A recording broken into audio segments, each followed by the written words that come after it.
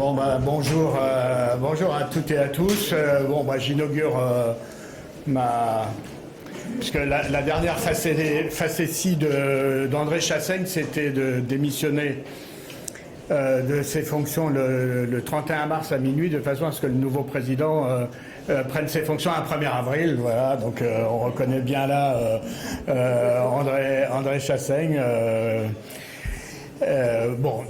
Mais c'est pas un poisson. Je suis bien le président du groupe. Et par ailleurs, mon signe est lion, et pas poisson. Voilà, donc j'en profite. Je suis entouré d'Elsa Fossillon qui va vous dire un mot sur le positionnement du groupe sur la loi narcotrafic dont le vote solennel intervient aujourd'hui. Et puis je suis accompagné de Julien Brugerolles, qu'on souhaitait vous présenter, puisque Julien Brugerolles était le suppléant d'André Chassaigne depuis maintenant plusieurs élections. Voilà, et donc c'est Julien Brugerolles qui remplace André Chassaigne, qui lui succède, puisque comme on dit, lui comme moi, on ne remplace pas André Chassaigne, éventuellement on essaye de lui succéder, et donc on va faire l'un et l'autre, chacun dans nos fonctions respectives. Voilà, Julien a 43 ans, il est enseignant dans le lycée agricole. Il était donc suppléant d'André, et donc, comme le veut, non pas la tradition, mais enfin c'est plutôt pas mal, Julien posera sa première question au gouvernement cet après-midi, en même temps que j'imagine la présidente lui souhaitera la bienvenue, sur les questions de l'énergie, notamment sur les conditions des conditions du départ du président d'EDF, sur la rente, sur la dérégulation des prix, enfin des sujets qui, vous le savez, nous tiennent à cœur.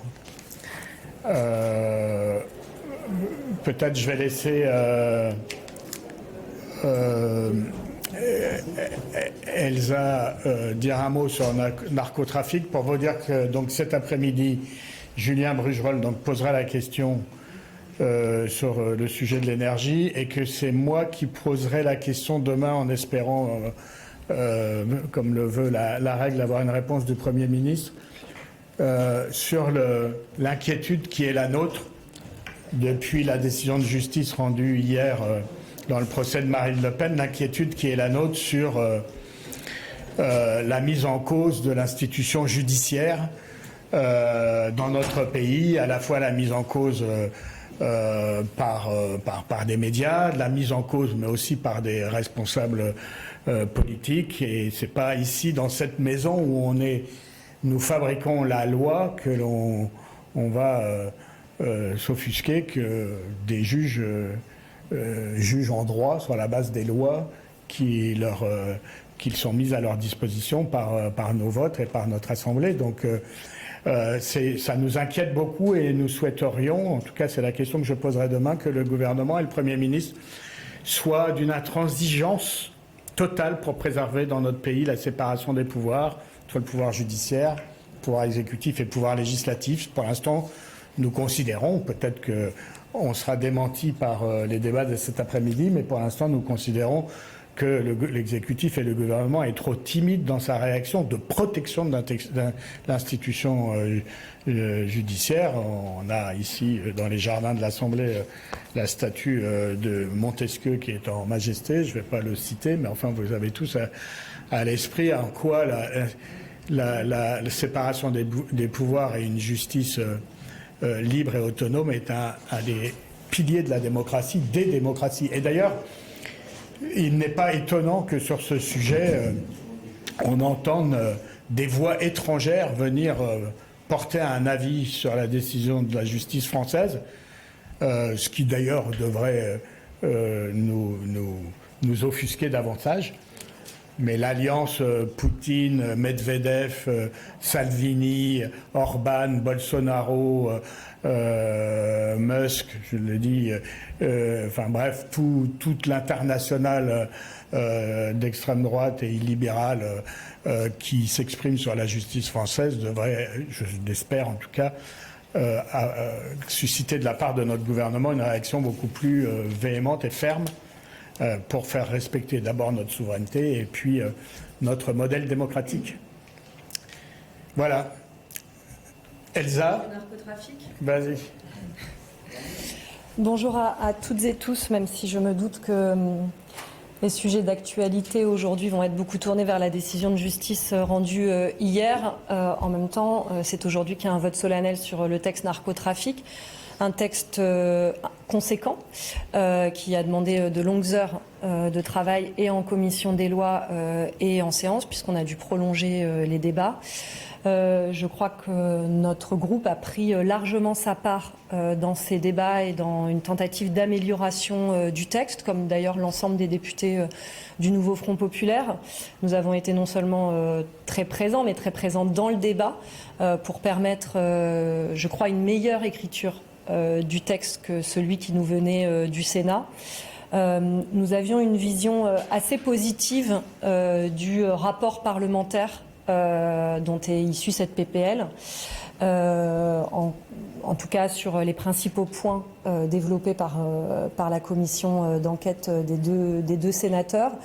Nous trouvions, en tout cas à la sortie du Sénat, que le texte appauvrissait les préconisations faites dans le rapport. On avait aussi des lignes rouges qui d'ailleurs avaient été supprimées dans le cadre de nos débats en commission des lois. Je pense notamment au dossier coffre, à l'activation à distance d'appareils satellitaires ou d'appareils connectés. Et donc, à l'issue de la commission des lois, on avait une abstention plutôt positive sur le texte, mais qui appelait à ce que d'autres lignes rouges puissent être supprimées. Je pense évidemment aux quartiers haute sécurité, qui sont à nos yeux un retour en arrière de 40 ans, voire plus, puisqu'ils nous replongent dans une période où, sous l'impulsion du ministre Badinter, mais pas seulement, nous tentions de mettre en adéquation les conditions de détention avec nos valeurs démocratiques. Et le ministre Darmanin décide de revenir là-dessus avec ces quartiers haute sécurité, ce qui pour nous, en tout cas en l'état actuel, reste vraiment une barrière infranchissable.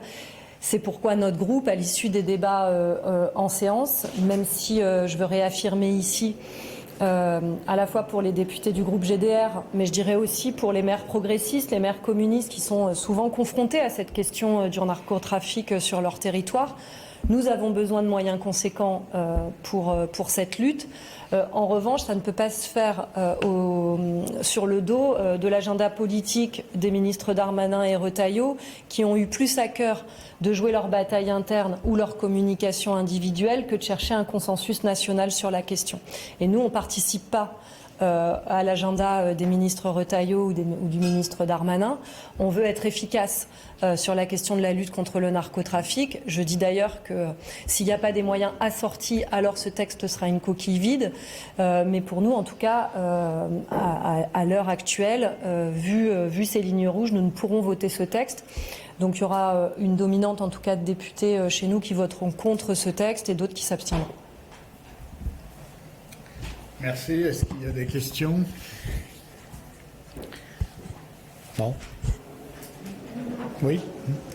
La France Insoumise avait évoqué l'idée de déposer une motion de censure spontanée et voulait évoquer le sujet avec les autres groupes de gauche, évidemment.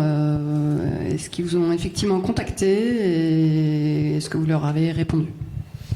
Oui, alors ça date un peu, hein, parce que de mémoire, ça fait une quinzaine de jours qu'on a été contacté. Pour l'instant, nous, on a dit on restait en réflexion, qu'on n'était pas favorable immédiatement, pour plusieurs raisons. D'abord parce que nous souhaitons que le Premier ministre, qui a pris l'engagement, quand il a lancé le conclave sur les retraites, qui avait pris l'engagement que, quoi qu'il arrive, il y a un retour vers l'Assemblée nationale,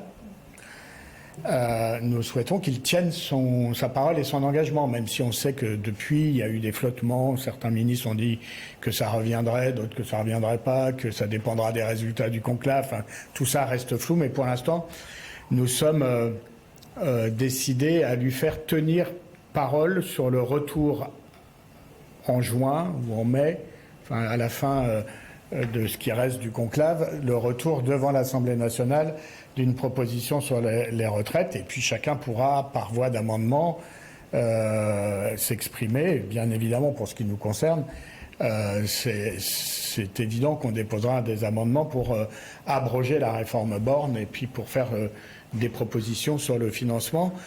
Mais voilà, pour l'instant, nous sommes là-dessus. Nous sommes aussi très attentifs puisque nous avons notre journée réservée, notre niche parlementaire, le 5 juin. Et donc, forcément, nous nous réservons la possibilité dans notre niche parlementaire, si jamais le gouvernement changeait de pied sur ses engagements en matière de retour vers le Parlement d'une loi sur les retraites, nous gardons la possibilité de présenter dans notre niche parlementaire un texte qui, je l'espère, permettra enfin à notre Assemblée nationale de voter sur une réforme majeure qui n'a jamais été votée à l'Assemblée nationale. Vous savez qu'il a été adopté par 49.3 et qu'ensuite, à chaque fois qu'un groupe a essayé de le remettre dans le débat, notamment dans ces niches parlementaires, il y a eu une obstruction telle que les propositions de loi n'ont pas pu être votées. Donc voilà, l'état d'esprit pour l'instant est celui-là. Prendre au mot le Premier ministre, faire en sorte que ces engagements soient tenus, et nous avons notre fenêtre de tir, entre guillemets, du 5 juin pour faire voter le Parlement sur la réforme des retraites. Enfin, l'Assemblée sur la réforme. Est-ce qu'il y a d'autres questions? Non? Eh bien, à bientôt alors.